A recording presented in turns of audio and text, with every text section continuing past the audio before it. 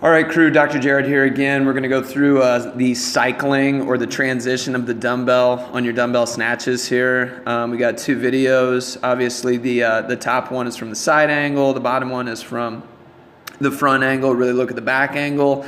On the top video, look at the knee position and the foot position. On the bottom video, trying to say, hey, this is what keeps me in flexion, external rotation of the hip, which provides the opportunity to stay stable in the low back. Now, we'll show a couple of repetitions, and I will tell you, look at this arm angle here,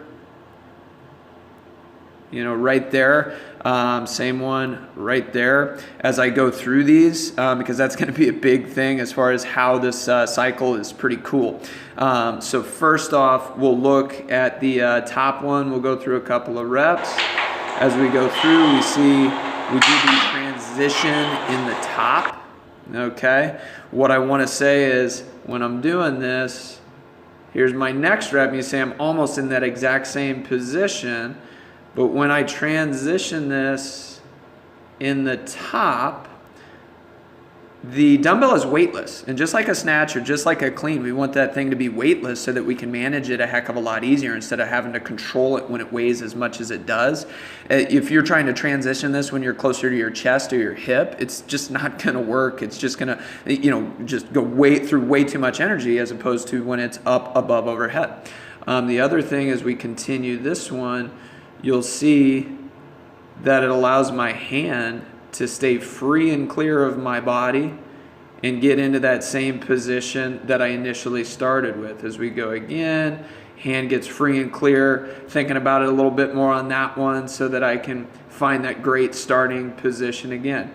Now on this one in the bottom, you get a little bit better picture of how it transitions over the top of the head. Forgive me, this wasn't clean because it's kind of weird looking at the video to make sure I was in there and trying to think about this is about 52 pounds with a Tony Horton special from P90X that I'm using.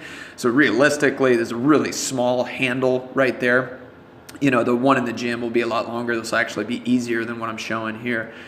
But you'll see I'm coming up and over. There I'm a little bit early, obviously that'd be a no rep, so be careful, but that was the thing I was kind of watching as I was doing this. On my next rep, I clear, then reach, you know, then get it over here and I'm ready to bring it right back down and in. Again, those are actually a lot sloppier than what was going on at the top because I was watching as I was trying to move. Just think, hey, when I come up and through, make sure I lock out. There's my good rep. Then I'm bringing it across to the other arm. And you saw me kind of tilt back there a little bit to create space and also get back on my heels. That's going to be important. We'll show that here. I probably have it in this one as I transition down. You'll see me tilt back into a little bit of global extension there. So you'll see right now I'm a little bit, if that was an arc, you could see I'm kind of squeezing my butt cheeks to create a little bit of space so this doesn't drift too far. If I'm standing straight up, that's going to take this bell that way, and I'm going to have a lot of problems because controlling it back, all right? Make sure you have that little tilt back that allows you to keep the bell a little bit more squared over the middle of your foot.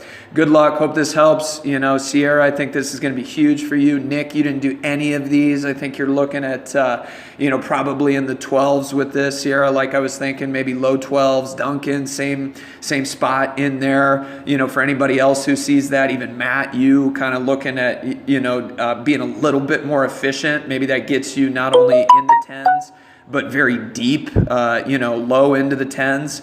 And anybody who's playing with this, just make sure it feels nice and confident before you go and hit it. Good luck.